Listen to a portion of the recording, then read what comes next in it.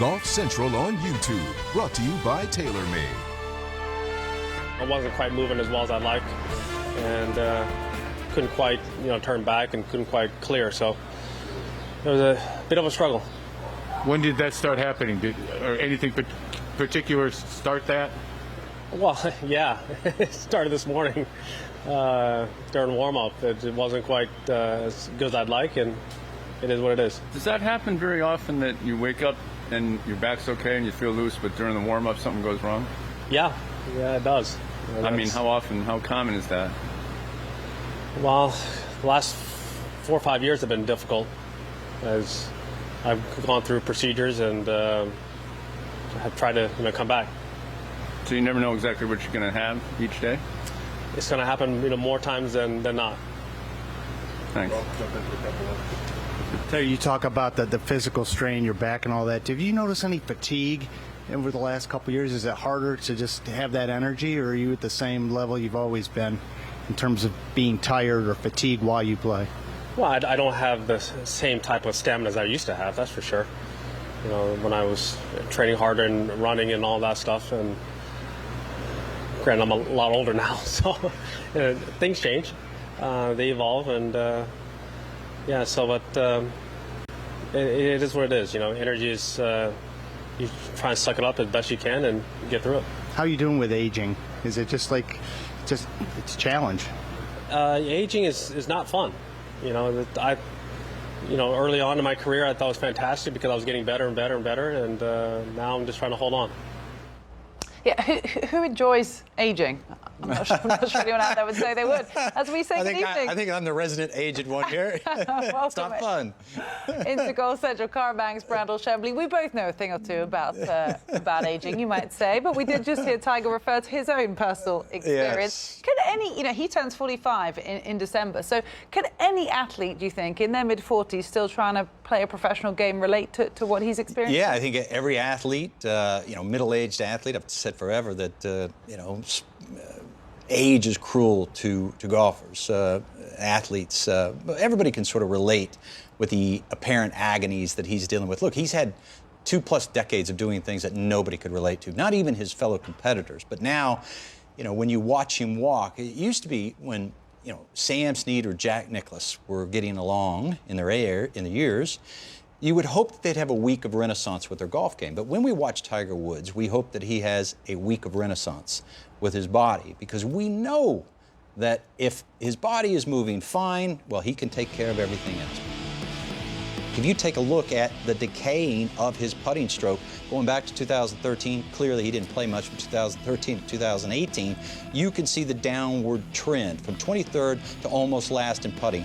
3-putt percentage, 63rd in 2013, almost last in 3-putt percentage. And I might say that 2 of those this year have been 4-putts. And a lot of these problems that he's having, both tee to green and on the greens, they're related because you no longer have the time as you get older to spend on the putting green, but especially so when your back hurts you. It's not so much about the time as it is, well, you just can't spend as much time on the greens. And you do need to spend an inordinate amount of time on the greens to keep your touch in order, to keep your point of reference in order from one day to the next. The guys who are playing the best, the guys who are putting the best, they're not just out there flippantly showing up here to there. They're the ones who put in 2, 3, 4 hours a day on the greens, day after day, week after week, to maintain that precision.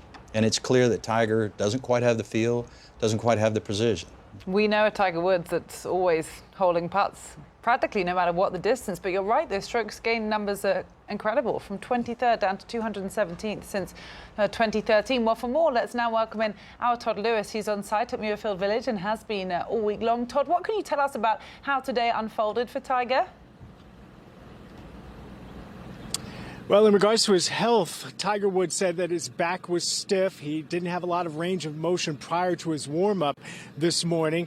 He did go through his warm-up, and that range of motion started to increase, and he was feeling better. He felt like he could fight through it, but midway through his opening 9, that pain, that twinge, that lack of motion occurred once again, and that's what he was battling throughout the day. It was interesting to hear him talk very openly about what he has been battling, saying that this happening today is more often than not in his life, which is very alarming in my opinion, because that could indicate not only when Tiger plays, but at least how well he will play moving forward. But he is going to get to play on the weekend now. He did survive the cut at 3 over, so he will get a chance to play 4 rounds on the PGA Tour. The last time he played on the PGA Tour, again, was back in February. And there's one other thing to consider. Tiger lives in South Florida, and he plays at Medalist. And there, make no mistake, he's on a cart driving around. And today and yesterday, probably the first time since February that he's played 36 holes of golf walking. So that may have been a factor as well. In regards to his schedule after the Memorial, I said that he's going to be playing the weekend, so that's 4 rounds. If he had missed the cut, that would have increased the chances of him playing the WGC FedEx St. Jude Invitational. But with him playing 4 rounds now, that may be enough to get an indication of where his game is moving into the PGA Championship. They will make a day of decision the Friday before the Memphis event as to whether or not he will start there and then play that week and then move on to San Francisco to play the PGA Championship. Tony, you put up an impressive 66 yesterday with 9 birdies. You come out here today, you bogey the 10th, you par the 11th, which is like a bogey for you, and then you bogey the 12th. You're 2 over through your first 3 holes. Tell me about the conversation you were having with yourself as you walked to 13. Yeah, well, I mean, just you got to stay patient. You know, there's a golf course, I know I can make some birdies on, but I have to stay patient. You know, I knew I couldn't make many more mistakes, to follow, but just stay patient with myself and not try to force anything. And I was able to do that nicely and finish. That was my last bogey I made all day, and 5 more birdies coming in. So I think the biggest thing was just staying patient on this golf course. How would you compare the satisfaction you have in bouncing back from a difficult start and doing what you did compared to yesterday when you made a bunch of birdies? Yeah, it was huge. Just to get myself back to, top of the leaderboard at this point was huge for me. Letting go of those shots early, it wasn't the ideal start I was looking for after such a good start yesterday. But I fought my way back and seemed to do that, often. My back 9 seems to be better than my front most of the time I play. That's a good thing, and it was a good thing today. Finally, we talked yesterday after your round about how you and your swing coach Boyd Summerhays are trying to increase some speed, get some more distance. Have you been incorporating that here over the last 2 days? And if so, has that changed your lines on some of these holes? Yeah, no doubt. Number 7 today, I wanted to take it over that left bunker without the wind helping. There's a couple holes where I do feel like I can let it go, and that's fun to do for me. I kind of miss swinging at that extra gear. So, honestly, some of those holes out there changed for me because I do have what I feel like, that extra gas in the tank to go ahead and let it fly. So I tested it out the first couple days. Seems to not be hurting. So I think we're going to keep riding that onto the weekend. It should be a fun weekend. Thanks for your time. Thanks.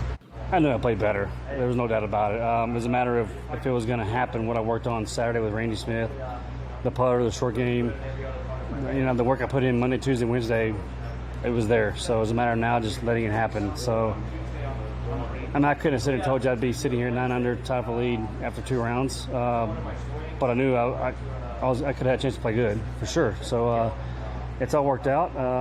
The putter feels awesome, the old Rossi. So I'm excited. I tightened my driver up a little bit, but other than that, my swing feels great. My short game's there, thanks to Captain Stricker. But no, I'm excited for the weekend for sure. Okay, tomorrow's third round tee times for the Memorial Tournament are out, and we can reveal that, well, for the 3rd straight day, Tiger Woods and Brooks Koepka will play alongside each other, having both come in at 3 over par today, making the cut on the number. They will go out early, 8 a.m. Eastern Time.